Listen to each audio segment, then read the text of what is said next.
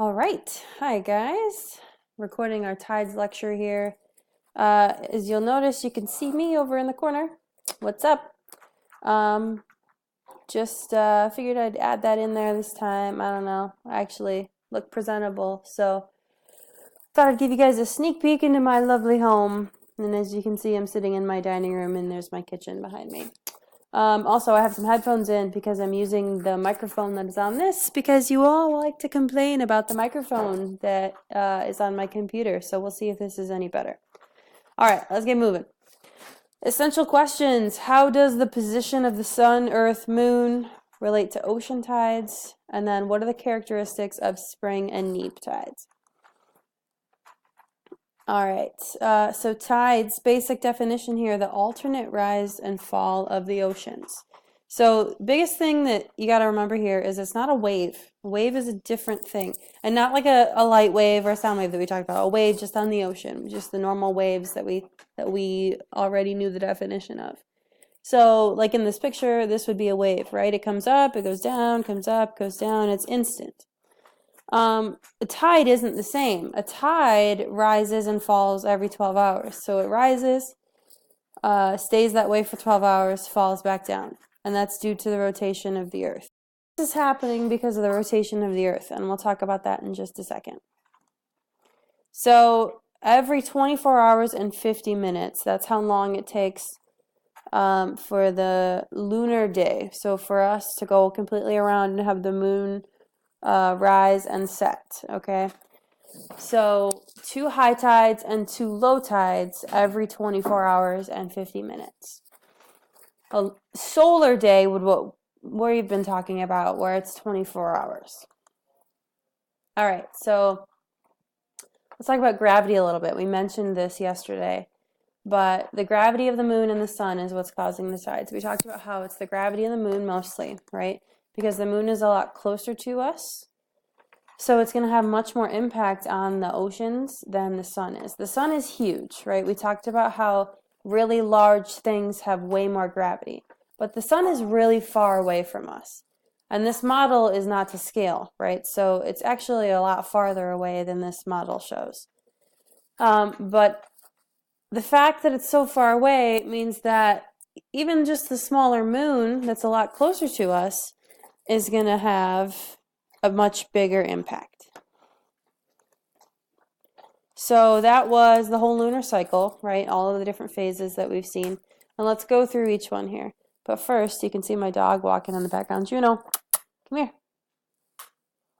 Come on. Come up here. Say hi. Come on. Come here. Up. Come on. Come here. She doesn't want to come up here. Come on. There she is. Say hi. Look. Say hi. Okay, sorry. She was just finishing up her dinner next to me. Figured I'd let you guys say hi. Okay, so here, this is where the new moon is, right? That's where it's in between the sun and the earth, and we see the shadow, right? So that's what we would see from earth. So in this phase, the moon and the sun would be working together to pull on the ocean. So here is where we would have the higher tides because the water would be pulled out. So as the Earth, let's say we are right here in Florida, sticking off the bottom of North America there. We'd rotate, right? That's what we do every day. So we're rotating, and we go this way towards the east. So we're rotating. Technically, we'd kind of be in night over here. Morning would rise right about here. We go through this way. We'd be in low tide as we go through this area. And as we get farther to the edge, closer to where the moon is, and the opposite edge of the moon, that's when we would enter the high tide areas. So it's happening on the opposite side of the Earth too, because the Earth is pulling back. So it's pulling on the one side, and then the Earth is pulling back on the other side. So we could do that through the whole lunar cycle. It just moves because the moon moves where it is. So now the bulges would be a little bit more tilted, so the high tides would be here and here. So every couple days it would change where they would be. And here it would change. So you go through the whole cycle and you can see everywhere it is that the tides will be following it. Okay? So low tide, it happens twice a day. That's where the water goes back out into the ocean. So the beach and the environment is exposed. There's little organisms that are in this water that live there, and they stay there. So they've actually adapted to being able to live for a long time without water. Live up to 12 hours without the water. And then when the water comes back in, that's when we would consider a high tide, like this picture here. The environment would become flooded with ocean water, and then those organisms, the same organisms, are adapted to living in those long periods of salt water because it's ocean water. So let's talk about a couple specific tides here. So we're talking about the same tide, the same low tide and high tide.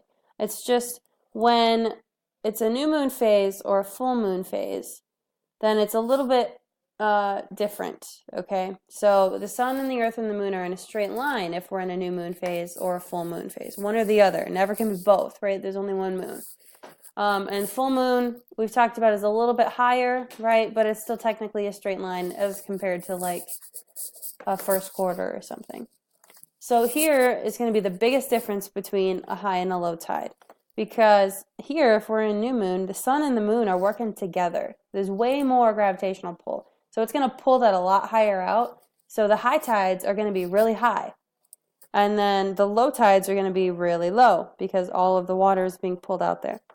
The ocean is still where it is. That doesn't change. It's just that that tide is a lot stronger or weaker. And the full moon is the same thing because it's on the opposite side here. Oh, sorry. It's going to be pulling on the opposite side, and then the water pulls back because the earth pulls back. Okay? So it's only a new or a full moon. So it's a spring tide when it's in a straight line, and we have a really big difference between high and low tides. Now, a neap tide is the opposite, okay? It's when we're in first or third quarter because the moon is in a perpendicular position to the sun. So it's a 90-degree angle. So the sun's angle is coming in this way, right? But the moon goes up or goes down. So this is a 90-degree angle here between the two of them. So this is going to be the smallest difference between high and low tide because the moon is pulling one way, but the sun is pulling back this way. So it's not as much of a difference. The moon isn't making as much of a difference on its own because the sun is working against it here. Remember, the sun still has gravitational pull no matter where it is because it's so big. It's just that the moon's usually stronger, which is true because we're still having a tide here. The moon is still making a difference. It's just that the sun is making that difference just a little bit less. Okay, so the high tide isn't going to be quite as high here, and the low tides aren't going to be quite as low. There's not as much water is getting out of there. Sorry if you can hear that. They're working on our basement right now, so that's a drill. And this only happens in the first or third quarter moon, okay? So, let's do a little test here to see if we know where it's going to be. So we got to be able to name the moon phase, where the moon is, and whether it's a spring or a neap tide. So we just looked at what spring and neap tides were. Little pop quiz here. So I want you to try to answer these just in your head as we go through these. So this first one here, let's do this. So first of all, what phase is the moon in here, in this position? So that's going to be a full moon phase, right? And then is a full moon a spring tide or a neap tide? It's going to be a spring tide, right? Spring tide is when it's directly in line. Okay, what about over here? What phase is this? Okay, so now I kind of feel like Dora the Explorer or something, answering nobody.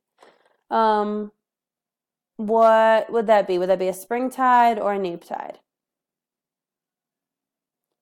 Okay, it's going to be a neap tide, right? And that was first quarter. All right, what about down here? What phase is this where the moon's right here? It's a new moon, right? And the new moon is going to be which one? A spring tide. New moon and full moon are both spring tides. All right, and the last one here, what phase is this? And